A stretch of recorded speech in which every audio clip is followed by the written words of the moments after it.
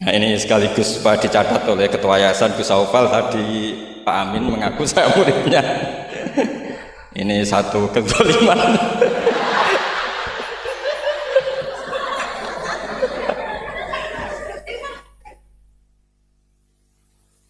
Jadi tapi saya senang ya, karena apa ya, ciri jadi wali itu harus mazlum dizalimi. Jadi saya pastikan tidak balas lah, karena beliau ngangkat derajat saya. Saya tadi pertama bilang murid saya Gus Batu, saya senang sekali, seseneng-senengnya. Karena baru ini malam tersial saya.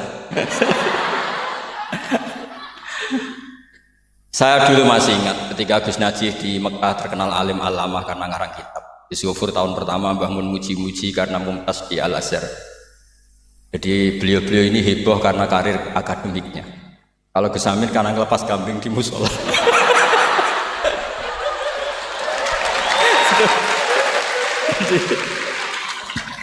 Jadi jameknya sama-sama bikin heboh. Jadi ya itu saja lah. Niru itu tidak bisa penuh ya, sudah niru hebohnya saja. Tadi karena Gus Aufal baru masuk, tadi Gus Aminoto bilang gini Gus Aufal, dulu Mbah Mun sayang saya sampai dicatrikan istri. Apa Gus Gofur bisa nyarikan saya istri? Itu benar-benar kefasikan baru dalam.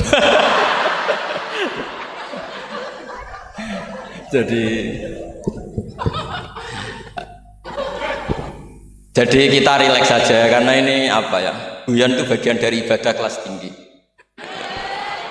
Ya ini betul, saya dulu mengkaji sama Gus Gofur seperti beliau tadi cerita. Di antara kegiatan beliau kalau malam belajar usul fikih, kita belajar bareng-bareng.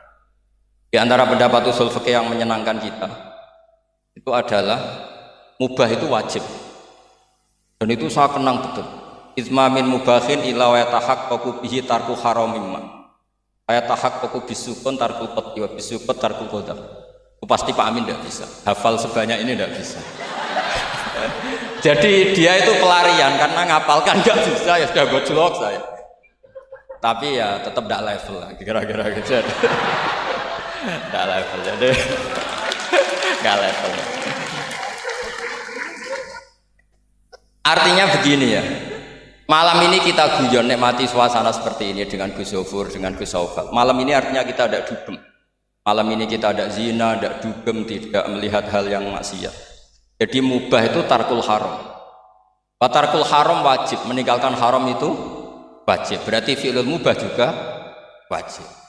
Tapi mubah loh ya, bukan lepas kambing di musola. Kalau itu tidak wajib ya tidak mubah, haram. Tapi di pondok ada adat, kalau yang melakukan itu Gus itu makfu. Jadi kalau di bab najis ya najis makfu lah, itu kira-kira.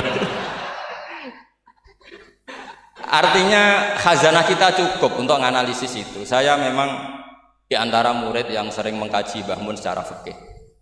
Saya pernah bilang di rumah dinasnya Gus Yasin, bagaimana beliau tadi menyinggung, ketika Gus Yasin diduetkan dengan Pak Ganjar, ini menjadi fikih abadi bahwa ada fikih besar, yaitu ulama tidak ada tradisi atau tidak boleh ada tradisi berhadapan-hadapan dengan umarok. Kita sama-sama berduet untuk kelangsungan bangsa ini secara damai dan bermartabat. Jadi nggak penting menurut saya Gus Yasin wakil gubernur, apa Gus Yasin ketua DPR dulu, Kak Kamil ketua DPR, Gus Kamil. Yang menjadi penting bagi kita adalah fikih ini akan abadi. Itu juga ketika Gus Gofur sekolah sampai doktor, bahwa ulama sealim Mbah Mun, putra Mbah Zubair tidak anti dunia kampus. Sehingga Gus Gofur sekolah ya sampai dokter. Juga beliau tidak anti khusyuk, tadi kata Gus Iid, khusyuk yang dimaksud Yai bukan terus khusyuk. Karena Yai sering menghentikan manis zada khusyuan zada jalan, terus ada orang kayak Gus Amin, dia enggak khusyuk supaya enggak dikatakan bodoh. Itu memang cara beliau melawan makalah itu. Kalau beliau khusyuk kan nanti zada apa? Jalan, maka pura-pura ada khusyuk, selain itu fakta terus ya sudah jadinya seperti itu. Saya itu sering meneliti fikihnya Mbah Mun, mulai yang tadi. Kita masih ingat ketika Yai mau ketemu Bu Mega, ketika mau haji, Yai tindak Jumat, ketemu Bu Mega itu Sabtu, beliau terbang Ahad. Di antara yang dihentikan ke santri-santri, kira-kira gini maknanya, besok saya ketemu Ibu Mega dan ini bagus supaya Indonesia damai karena ulama dan umaroknya ini satu kombinasi antara nasionalis dan religius. Beliau itu paling menghindari kalau Indonesia chaos, kemudian ada dosa yakulu ba'du. Kalau chaos itu mungkin potensinya saling bunuh, saling apa. Sehingga ketika melihat Mbah Mun ketemu Mega itu pikiran pertama saya adalah safkut bima, jangan sampai terjadi. Karena biatan pertama Al-Quran adalah wa itakhadna mitsaqakum la tasfikuna dima'akum. Dan itu beliau melakukan itu dengan cara yang sangat elegan. Ketemu orang yang benar-benar jadi aktor di Indonesia. Siapa yang nggak ngerti Mbah Mun aktor penting dalam perjalanan agama di Indonesia. Mega sebagai simbol nasional. Beliau dengan besar hati ketemu, dan itu kita membaca fikih sebagai bentuk hiknan lidima'il muslimin, upaya supaya Indonesia itu damai baik-baik saja. Saya tentu belajar banyak dari Gus Zofur ketika menafsirkan kenapa Al-Barjanji itu menjadi mujad. Kata Gus Zofur, padahal karangan Al-Barjanji itu tidak besar-besar kayak Sayyid Zabidi yang ngarang. Karena ketika negara lain bingung, ya, kata beliau bingung menemukan format Islam, masih perang, mencari bentuk ini Sunni atau apa, ribet perang. Indonesia itu terbangan. Betapa indahnya Indonesia, serasa perang, terbangan. Gitu. Ya ini gejolak-gejolokan, ya rileks santai. Sampai saya tidak tahu ini kiai dari mana. Makanya ini sekaligus untuk mahasiswa baru. Terminan dosen Anda ya mulai yang waras kayak Gus Zofur sampai yang kewarasannya kita tidak tahu tapi ya waras. Yaitu tadi Gus Zofur menambahkan Aminoto Setio Garwo. Saya tidak tahu itu tambahnya Gus Zofur apa ada di aktenya, nggak tahu saya. Tapi saya kenal Gus Amin itu lama sekali. Jadi saya tidak perlu cerita kalau beliau pernah ngaji saya karena nanti kasihan. Saya tidak perlu cerita itu karena saksinya lebih banyak beliau ngaji saya ketimbang saya ngaji beliau. Tapi itu cara beliau punya harga diri, ya monggo itu kalau saya terima dengan lapang dada. Jadi beliau orang kedua setelah Mbah Nawawi yang ngaku saya sebagai muridnya. Tapi saya mau cerita yang agak serius, ini 5 menit tentang fikihnya Mbah Mun. Tadi Gus Said bilang termasuk yang tahu banyak tentang karangan Mbah Mun termasuk tentu saya, selain santri-santri yang saya pernah ditanya Mbah Mun ketika film Masjidin Nabawi ditanya, nah apa kowe Mbah Gofur kok ngotot aku seneng nulis ya? Saya bilang nanti biar cucu-cucu jenengan masih melihat naskah-naskah jenengan. Iya kata beliau. Saya masih ingat dawuh Imam Syafi'i, Al-Laits afqahu min Malik illa annahu daya'ahu ashab. Sebetulnya Imam Laits itu lebih ahli fikih ketimbang Imam Malik. Padahal Imam Syafi'i itu muridnya Imam Malik, tapi fil fikih muji Imam Laits. Al-Laits afqahu min Malik illa annahu daya'ahu ashab. Tapi sayangnya Imam Laits ini murid-muridnya enggak ada yang benar. Karena tulisan-tulisan Imam Laits ini tidak ditadwin, tidak dimudawwan. Maka kita tidak ingin Mbah Mun yang kita idolakan, kita gurukan, kemudian bukunya tidak mudawwan.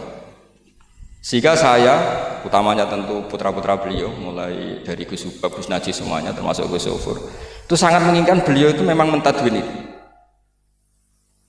Saya beri contoh misalnya begini, kepandaian Imam Laits dibanding Imam Malik. Imam Malik ketika ditanya apa saja, sok ahli Madinah. Kail juga kailu ahli Madinah, semuanya bilang ahli Madinah. Alasannya beliau Madinah adalah muhajiru Rasulillah, tempat hijrahnya Rasulullah SAW. Dan itu nggak ada yang memungkiri. Tapi ketika Imam Laits mulai mengirimi surat ke Imam Malik, itu ditulis Sayyid Muhammad di Syari'atu wal Khalidah. Itu beliau, oke, Anda orang alim, saya ngakui Anda alim gini-gini. Tapi Anda ada yang lupa bahwa ashabu Rasulillah tafarraqu bil buldan. Ashabnya Nabi ini kemana-mana. Di Irak, di situ ada Sayyidina Ali, hidup di Najaf, diikuti oleh Abdul bin Mas'ud. Di Mesir ada Abdul bin Amr bin As, ada Amr bin As malah. Di Mekah ada ini. Dan semua mereka ini menciptakan satu kultur, dan kultur itu tidak sejengkal pun beda dengan yang ditanamkan Rasulullah SAW. Maka tidak bisa dikatakan kalau kultur itu harus kulturnya orang Madinah.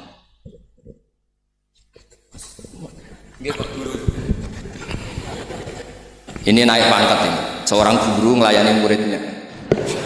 Ini juga cara beliau untuk mengalahkan saya di dunia wali. Jadi makanya pura-pura tawadhu. Nah, Al-Laits afqahu min Malik. Beliau punya sekian contoh bahwa orang Irak itu nggak kalah kerennya lah kira-kira gitu tentang ukuran-ukuran sok, karena Sayyidina Ali di situ juga menciptakan kultur. Begitu juga Amr bin As dan beberapa sahabat yang tafarraqu fil buldan.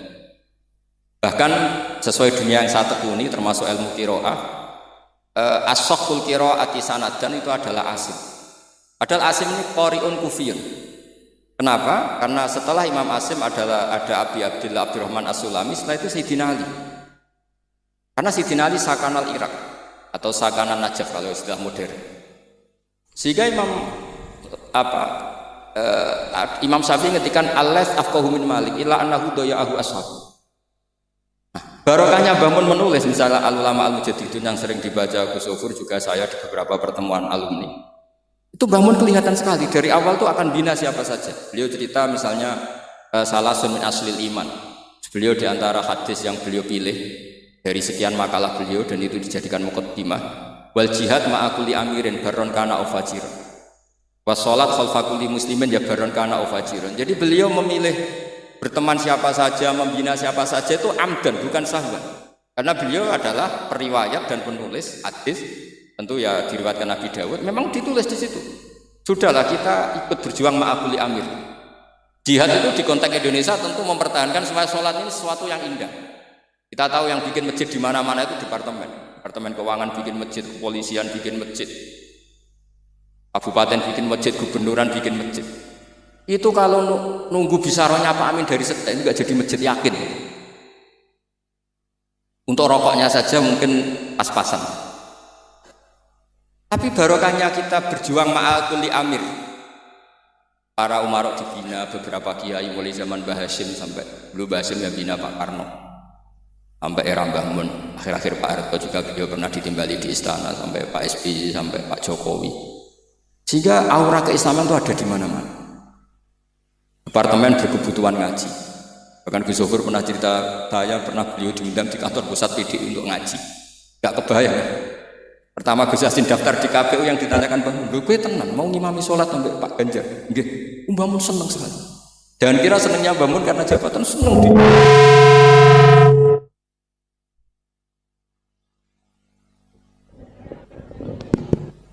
Jadi Mbah Mun ketika Gus Yassin cerita sholat tadi itu seneng sekali. Seneng sekali diceritani bahwa barokahnya Gus Yassin diwetkan itu ada dengan tanda petik, ada komunitas yang kayak sholat tuh jadi ukuran. Saya meskipun nggak nangis di depan umum kayak Gus Amin tadi, saya juga heran kok bisa nangis. Itu saya heran betul, dan saya tetap husnudzon itu asli. Ya agak memaksakan husnudzon saya, tapi ya sudahlah saya husnudzon kalau itu asli. Itu saya sering nangisi fikihnya Mbah Mun. Di antaranya adalah saya pernah sejagongan sama Gus Hasim bin Wahab, termasuk pendiri NU Wahab.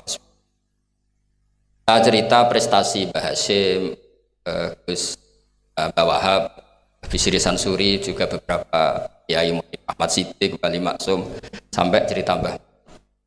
Bahwa para kiai ini berhasil menciptakan satu entitas agama menjadi tolok ukur. Jadi barokahnya mereka berjuang secara tadrijan, secara gradualisme, secara proses.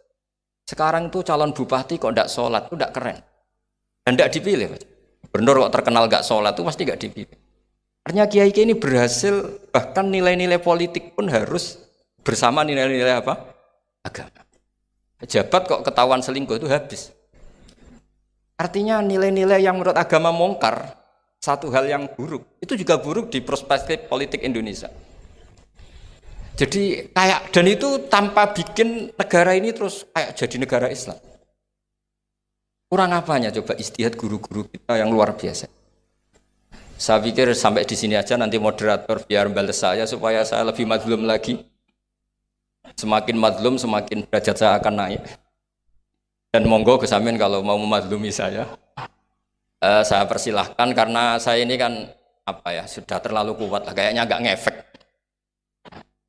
Tapi monggo lah, kalau Artinya ini sekali-kali saya ngomong serius. Jadi dulu nyuwun sewu, kita pengajian saja harus lapor, harus izin. Bahkan ada istilah SIM, surat izin mubalek ya dulu. Namanya juga SIM. Ini abahnya Pak Rafiq itu ya temannya bapak saya. Masuk teman bodoni. Ini masyhur ini.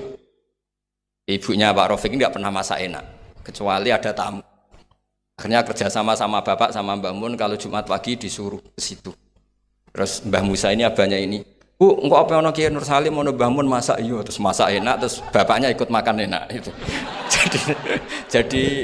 jadi Kiai dulu itu seni, sampai kepen mangan enak itu harus bodoni istri. Dan itu semoga bodoni yang wajib. Karena apa ya? Seneng itu wajib akhirnya. Makanya saya dengan Pak Rafiq ini ya mulai dulu ya kayak saudara, karena dulu Mbah Mun, bapak, Mbah Musa itu ya teman, termasuk kalau harus bodoni istri ya bodoni. Akhirnya ya tiap Jumat itu main ke situ. Karena itu dengan cara itu makannya enak. Kalau enggak ya tempe terus. Nah itu bisa ditiru. Bisa ditiru. Jadi ya bagus lah itu kalau itu. Solutif itu kata kesit. Ya monggo niki moderator malih Gus Amin. Assalamualaikum warahmatullahi wabarakatuh.